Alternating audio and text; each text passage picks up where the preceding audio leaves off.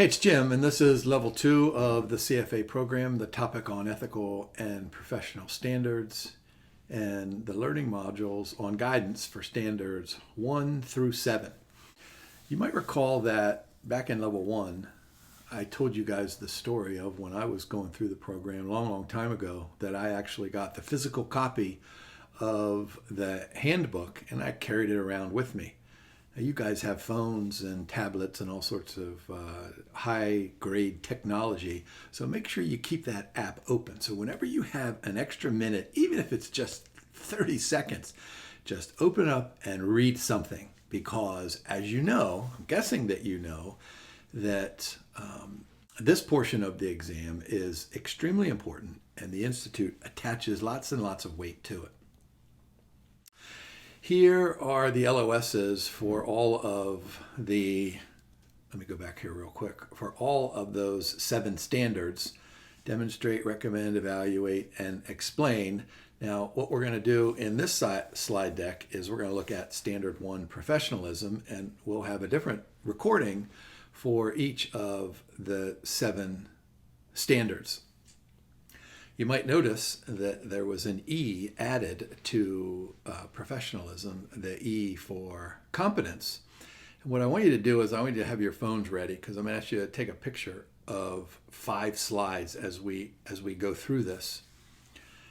And I think those pictures on your phone, coupled with having the handbook right there on your phone, will help you a long way on the exam. So let's go ahead and start. Professionalism, A, knowledge of the law. And that's exactly what that term suggests. So look at some of the bolded words there. You need to know all of the applicable laws, rules, and regulations from governments or regulatory organizations or professional associations. That's really an obvious notion. There's probably no questions embedded in that first paragraph. The questions that are most likely are going to be in the event of the conflict. And, I've been doing this for, several decades, and all practice questions and mock exams have a question in there. And we do, in fact, here in just a second, that you must comply with the more strict law, rule, or regulation.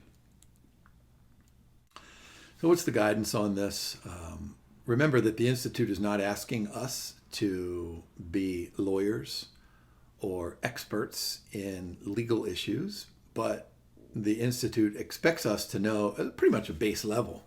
And then, of course, we have people that are surrounded by us that, maybe they are lawyers or attorneys. So what's the guidance here? You need to make sure you understand. You need to make sure you comply. You need to make sure that whenever there is a change in the law, that we're familiar with it, and then we need to be able to communicate it. So the code versus the applicable law. So whatever that law is, whatever jurisdiction, make sure that you always follow the stricter law.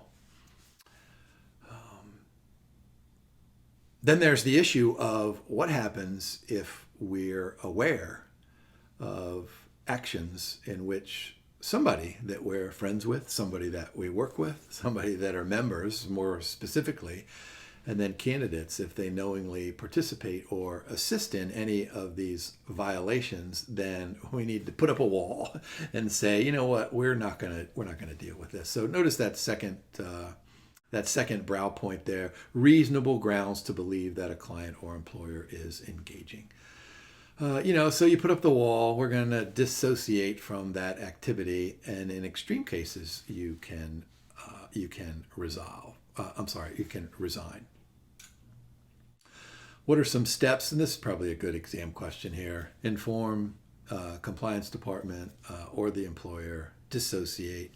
And then report this to the CFA, the PCP. And I encourage you, if you have a minute, is to go to the Institute's webpage, and you can actually look at some of the cases that have been brought against members over the last couple of years. And I encourage you to read them, because I think they're really good potential exam questions. Experience. The more you practice, the more you'll be prepared for the exam. All right, so how about if we have knowledge of the law and we become aware that there's a violation of the law when the perpetrator is a client. So what we might do, this dissociation, to have a discussion with the client, refusing to have any kind of further contact, further recommendations, further advising with that client, and then ask for a new assignment. I think the asking for a new assignment is probably a really good potential exam answer. Now, if it's the employer, you need to have some discussions again. You need to remove the name from the reports, and in the extreme case, you can go ahead and leave the employer. And there's the web page down there that you can look at. Of course, you guys know that already, but then you can submit a report. Now, of course, if we're operating inside the boundaries of our domestic economy, we probably know those laws and regulations better than we know the ones way, way over there. But of course, when you have high net worth clients, those high net worth clients have relationships between and among tons and tons of countries out there. So we need to make certain that we have contacts in those other countries so that we can ask them, say, hey, can you explain this to me? Here's where I want you to take that first picture, and I'm going to ask you to take a picture of a couple of slides, 5 of them here. I want you to know those recommended procedures for compliance. I think these are really good potential exam questions. Stay informed, review procedures. Yeah, you can read all that stuff. So take a picture there, and let's go ahead and work through an example. So we've got this James Kimbo, level 3 candidate, and Ian Frank, who holds the designation, work for a multinational asset management firm. All right, that makes sense. The rules and regulations on insider trading in the Ghanaian market are non-existent. All right, so Kimbo maintains a close personal relationship with company insiders. You see where this is going? Clearly, we're going to the point where, okay, we have this relationship, we get some information, what can we do? And so look at that last sentence down there in the second to last paragraph. So acquired the rights to explore an untapped mineral deposit in which nobody else knows about it. So we're told the information is not publicly known. Kimbo is aware that this information could positively affect the company's portfolio. So what happens if Kimbo acts on this information and purchases shares of this company? And of course the answer is what Kimbo has to do is adhere to the stricter law, which in this case is the code and standards. There is no law in this foreign country, and so if he does, let me go back here. If he does act on this information and purchase more shares, then of course that's going to be a violation. Notice down in that bottom arrow point, the orange one there, should be Kimbo should be aware of the difference between the laws and the code. All right, how about the second one? Independence and objectivity. What this means, of course, is that when we are making some kind of a recommendation, when we're doing some kind of research, when we're analyzing efficient frontiers, or whether or not derivative securities are appropriate for an institutional client, or whatever that decision is that we learned throughout the CFA program, we need to be independent and objective. Now, what that means is that we need to make certain that the people that we interact with, that if they're nice to us, that their niceness is not impacting our decision. We need to take a step back and be independent and objective. So how can their niceness be kind of quantified so that our objectivity might come into question? So we have a couple of these things here. So look at the first one here, gifts. We're permitted to accept modest gifts. You know, I think back in the old days when I was going through the program, and I should remember this, but I don't, because I am 63 years old after all, is that I think there was a dollar amount attached to this back in the old days. Like it might have been $100 or maybe $150. And I always thought that was curious. So there's really no dollar amount attached to this. It's a modest gift. And so I don't think the Institute is going to probably ask you to determine what is modest or what is not modest. I think they'll give you examples that will be fairly obvious. Like for example, if you're going to evaluate a company's bond issue, and this company is asked you to rate that bond, and you go in there and you do all your work, and they buy you a cup of coffee. And it's a really special cup of coffee. Maybe it costs $20 or something. That's an obvious one where you say, what, I can consume that cup of coffee. But if they say, what, why don't you stay overnight? We'll go ahead and put you up in this beautiful hotel there. Don't worry about it. We'll pay for it. And then, by the way, tomorrow you can come by the office, do some follow-up work, and maybe some concluding research. And then, hey, guess what? The Orioles are in town, or the Yankees are in town. Let's go to the baseball game tomorrow. Now, this doesn't mean that you can't drink the cup of coffee. Of course, you can do that. It doesn't mean that you can't stay overnight in this fancy hotel. It doesn't mean that you can't go to the Yankee game tomorrow. You just pay for it, right? So, responsibility to distinguish what is a modest gift. All right, the second one, how about the buy-side clients? And, go back. You guys have history lessons at all. Go back to the Glass-Steagall Act. That was the wall that separated the commercial banking from the investment banking. And of course, that was repealed. Is that the right word? That was repealed, over, about 25 years ago or so. And so now we have, these financial institutions, and you guys know this probably better than I do, these financial institutions where you have people on this side and you have people on this side, and they're mingling, and they have different clients, and they have the same client, and they're having conversations, and they're having lunch. Look at that fourth bullet point. Sell-side analysts and firms must maintain their independence no matter what. I mean, clearly there are temptations out there, just like, let me go back here quickly, just like there are temptations with gifting, there are temptations with, hey, let's help each other out. So you can't do that at all. Fund managers, third one, and custodial relationships. This is when we hire third-party custodians. We can't, let's suppose that we're going to hire a firm over here to keep track of all of our derivative securities portfolios. We can't say, okay, we'll hire you if you give us tickets to the Super Bowl or something like that. So right there, impact their independence. Keep that in mind.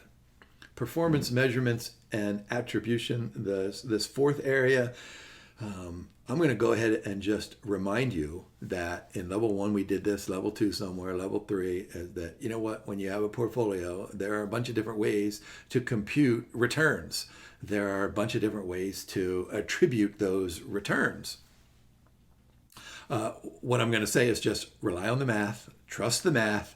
Whatever the math is, that's what the math is, and that's how you should report it. So don't be influenced by anything that goes out there. I will use the analogy, I probably did this back in level 1 for you guys, is that those of you who are golfers might know this, that, hey, at the end of a hole, if you hit the ball 6 times, you have to say, I made a 6. You can't say, oh, if I wouldn't have done that, I would have made a 5, or I took a mulligan back there. You can't do that here. The Institute doesn't approve of mulligans.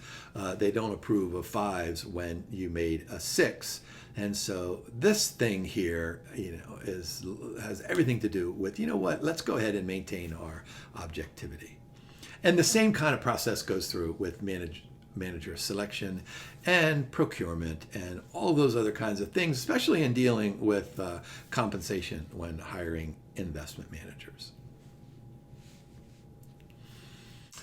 All right, how about if we move on to issuer paid research? Yeah, so I could be hired to be an independent analyst. I can do all that. And I can do some thorough research. I can perform some unbiased analysis. And whatever I'm paid, I need to make sure that everybody knows about it, right? So compensation can be take all different forms. It could be Yankee tickets, right? We don't want that. It could be Super Bowl tickets. We don't want that. It could be stock options or shares of stock. We don't want that. So remember that. We bolded it out there for you to the right. Flat fee. Yeah, look at the that third one. That's why I was saying stock warrants or equity may influence the member to write a favorable recommendation. Right? If I'm writing this recommendation and they grant me some stock options that say something like, you know what, stock price today is 50. We'll give you some stock options where the exercise price is, let's say 60 or 70. So that the options are out of the money right now. Well, what am I going to be tempted to do? I'm going to be tempted to say, you know what, this is the greatest company that ever lived. I think the stock price is going to go to $100 next week. I'm going to go ahead and put that out there for as many people to read. And then all of a sudden, stock price goes up to 100 because of my report. And then I exercise my options, and then people realize that I didn't do all my work, and the stock price falls down to $40 or something like that. Travel funding, recommended that analysts refuse paid travel. Even if we go on a privately chartered flight, that may appear to influence, so that appearance that objectivity and independence is compromised. Yeah, look at the bottom. Cover all necessary travel expenses. Let's go ahead and take a picture of this one. I won't read all of those to you, but what are we doing? These are procedures. This is what we should do. Let's go ahead and work through just a quick example here. We've got Susan Watts, research analyst.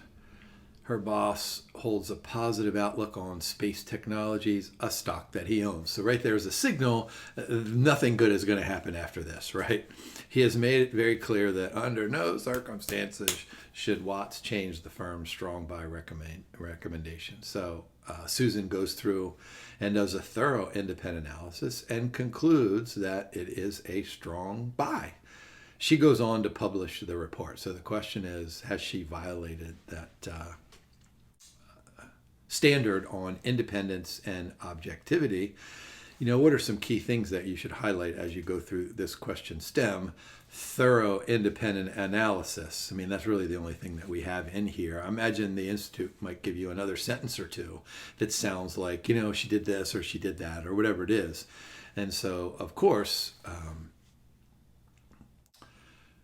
if she confirms that conclusion, then she can do a couple of things here. So this is important.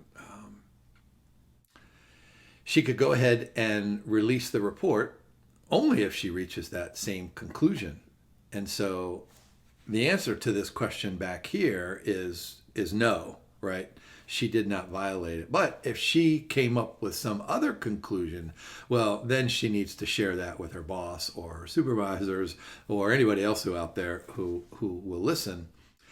And then the first choice that she could pursue is just to say, you know what, I pick somebody else. I don't really want to do this. It's too much pressure. And so she could just say, I'm not gonna do this. All right, how about standard 1C, misrepresentation? What this means is that whatever we write, whatever we recommend, whatever actions that we take, they're going to have our name attached to it, right? I'm going to do something and there's going to be Jim right there at the bottom, and it's going to say comma, PhD, comma, CFA. So when I put that on there, I'm putting my reputation and the CFA's reputation. I don't know that I'm putting everybody who has a PhD's credentials at risk of reputational harm. But clearly, the Institute doesn't want us to omit facts. The Institute doesn't want us to make misleading statements or either false statements.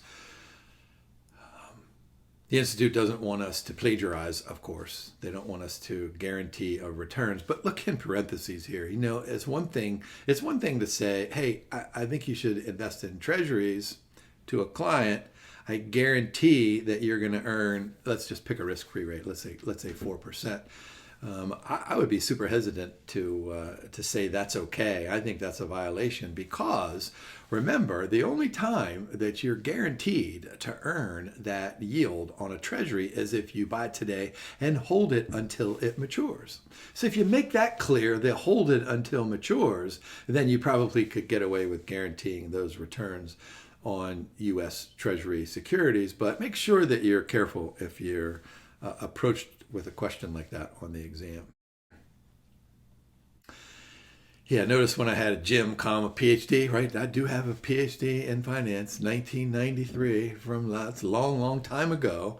And so there we go. What does it mean to have a PhD? Well, I passed a bunch of courses. I took some comprehensive exams, and I wrote a dissertation. And my university said, you know what, Jim, we feel like you did all of that stuff, performance history, credentials, and services. That makes perfect sense.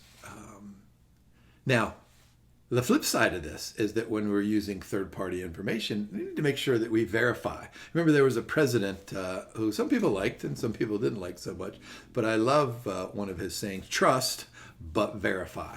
I'll let you guys figure out who that president was. How about in performance reporting? Yeah, this is so important. You guys should know this from level 1. It's going to be emphasized in level 2 and level 3 that we need to pick a benchmark, and we need to pick the relevant benchmark. I will go ahead and use the basketball analogy that I have multiple times. Does LeBron James care that he has won more NBA championships than I have? No, of course not. Does he care that he has won more than Kevin Durant or Jokic or no. LeBron's benchmark is Michael Jordan. That's the appropriate benchmark. Whether you think LeBron is better than Michael or not doesn't really matter, but you get the sense here, right? That benchmark has to be reflective. So we can't say, all right, we have these equity securities, our benchmark is going to be treasury bonds, right? That just doesn't make any sense. So the appropriate benchmark, and I think these are great questions. And, the Institute is very clever in leading you down the wrong path. The Institute could say, hey, here's some equities in this portfolio, and there's a bond or two, and we've decided to use this bond fund as the benchmark. Is this appropriate or not? And you have to say no, because the benchmark securities have to have similar risk, whether it's fixed income or equities or alternative, and similar maturity dates, et cetera, et cetera. So think about systematic risk, think about interest rate risk, think about default risk, all those risks that apply to equities and fixed income securities. Performance reporting, okay, reliable and accurate pricing, that makes perfect sense. But here we go. The standard does not require a benchmark to be provided in order to comply, but if you pick the benchmark, make sure that it's appropriate. Social media, I don't think I had to worry about this at all when I took the exam over 2 decades ago.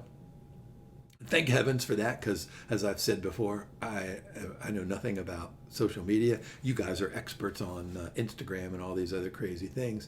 So you need to make certain that you distribute the information to all current and potential clients at the same time. You can't say something like, okay, I have an Instagram account. Now I'm making this up because I don't know what Instagram is. But you can't have an Instagram account with, let's say, 10 clients on there, and only those 10 clients can see that. And you could say, hey, I'm going to buy these shares of stock for you, or here's a strong buy recommendation. And then 10 minutes later or 10 days later, put it out on Twitter. We don't call it anymore, whatever Twitter's called. Put it out there for these 100 people. And then maybe I'll make a release to all of my clients. So you can't do it, and that should make perfect sense. You know this from level 1. We've got lots and lots of models out there: capital asset pricing model, Black-Scholes Merton option pricing model, all different types of models out there, value at risk. So when we use those models to make decisions on behalf of clients, we need to make certain that those models are appropriate. And that's why the Institute makes us do this in level 1, level 2, and level 3. All those painful things. I mean, level 2, the time series analysis and the eigenvalues and all that kind of stuff. The Institute wants us to know that because that might be the best model for this particular client.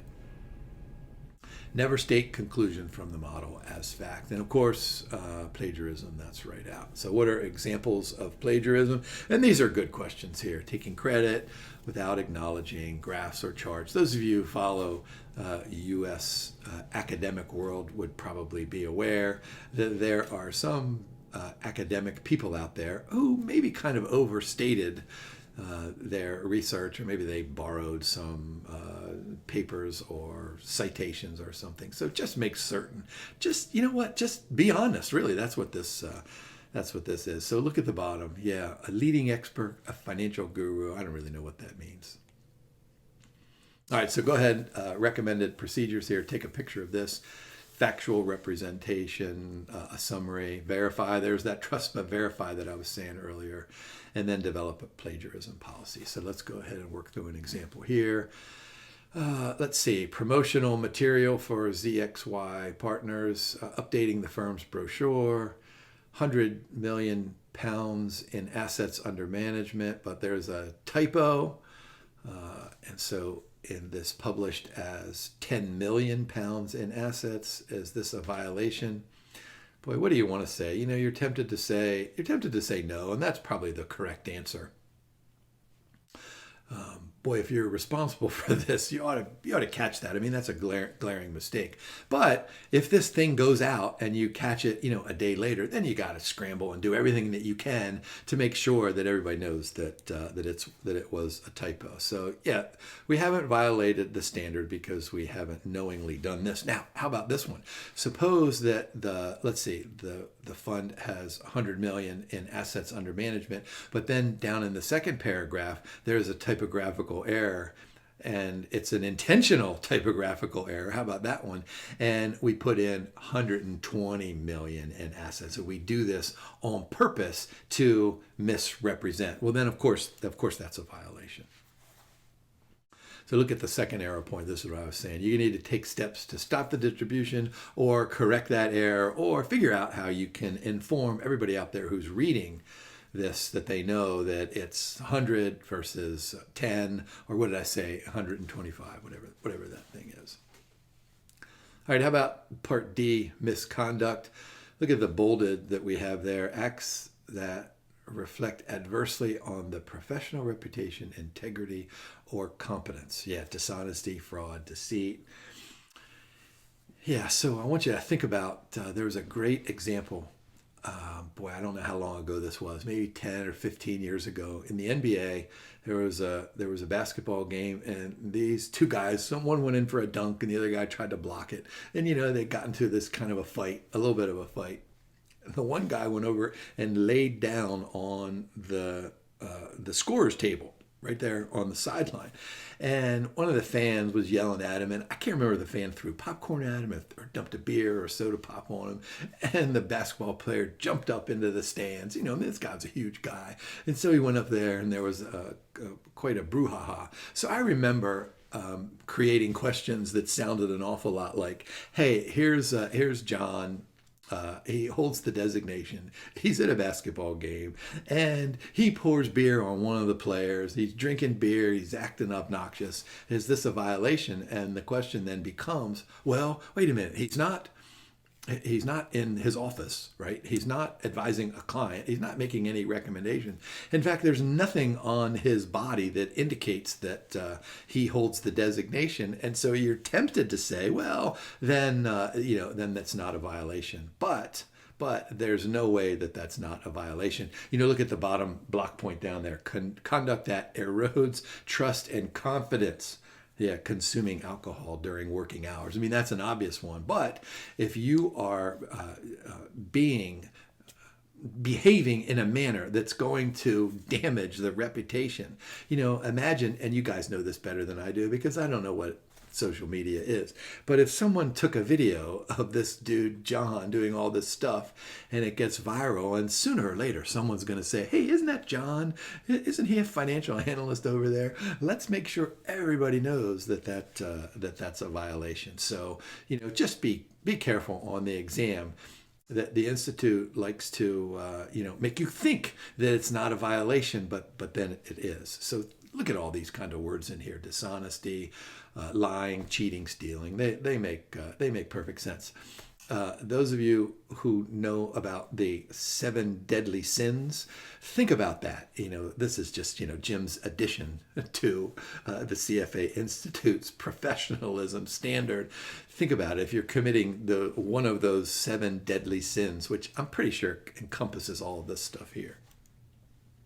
How many of you can name all 7 of those deadly sins? All right, I want you to take another picture of this. So recommended procedures, develop the code of ethics, carry around the handbook. How about that one? Potential violation, background check. So let's work through a quick example here. Here we have Jane, head of trading. In her spare time, she is an avid women's rights activist.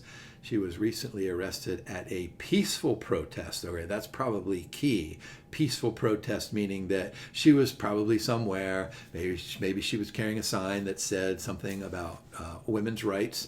And according to the U.S. Constitution, she has every right to be there. And so here's an example where the Institute is saying, you know what, we're going to go along with the Constitution and the rights of these people. So she created a public disruption. Is that a violation? Probably not. So this is the key element up there is the peaceful protest. Now, if Jane has all sorts of extra behavior that would be considered non-peaceful, then that's going to be a violation. All right, how about this last one, which is an addition to this professionalism standard, competence. And so this is what I've tried to teach my students and my children during their lifetimes. I have no idea how successful I am. I'm going to give you, Jim's competence. Figure it out, right? You have a brain and you've gotten this far in life. There's no reason that you can't figure something out. So this means that you have to develop your skills, you have to be diligent, you have to have high standards, you have to have integrity. So competence, just figure it out. Let's go back to this. Would you say Michael Jordan is competent on the basketball court? Yes. Would you say LeBron James is competent on the basketball court? You would say yes. Well, how did they get to that point? Well, lots and lots of hard work, lots and lots of practice, etc., etc. Now, let's look at some of the bolded words down there. Sufficient knowledge, skills, and abilities. Know the nature of the professional duties. I like this one here. Know the nature of your limitations. I mean, clearly, what I said earlier, the Institute, they don't expect us to be tax lawyers. They don't expect us to be estate planners and estate attorneys. They don't expect us to have a high level of skill in all areas that we're going to have contact with our clients, but they expect us to know people who are super smart, right? Go ahead and take a picture of this, some recommended procedures, so professional development or continuing education, right on the CFA Institute's webpage. There's this stuff here. Hey, you can do this and this and this if you want to do continuing education. There are all sorts of extra professional certifications out there. Attend conferences, training, expert groups, all that kind of stuff. So let's work through a quick example here to finish up. Kamlesh, portfolio manager, to better serve his clients, he decides to incorporate alternative investments. Okay, that sounds like a good thing, right? What do we call that in the academic world? We call it spanning, right? We want to have more choices out there. So we enroll in specialized courses and earns a certificate. Yeah, is this a violation? Of course not. So what are we doing here? Appropriate knowledge, skills, and diligence. Yes, proactively improving his knowledge and skills. So this is all good stuff. Now, the question then becomes, suppose we do this and we get this question right on the exam, and the next question is, all right, now Kamlesh says something like, hey, send me your money. I am now a super expert and I'm way smarter than all these other people over here because I took this course, I earned a certification, I did this and this and this. So remember, you can't overstate your credentials, but you can say, you know what? I did the work and come to me. I know everything about alternative investments. And that takes us through our learning objectives. So what I want you to do is get out that handbook that you have right there, or do you have it right on your phone, and just start reading it. And we're going to do this for the next 6 of these standards. I'm going to keep reminding you, keep reading, keep reading, keep reading. And then when we're done these 7 standards, I'm not going to say you're done. Just keep reading all the way up until the day of the exam. So hey, thanks for watching and have a great day. Good luck studying.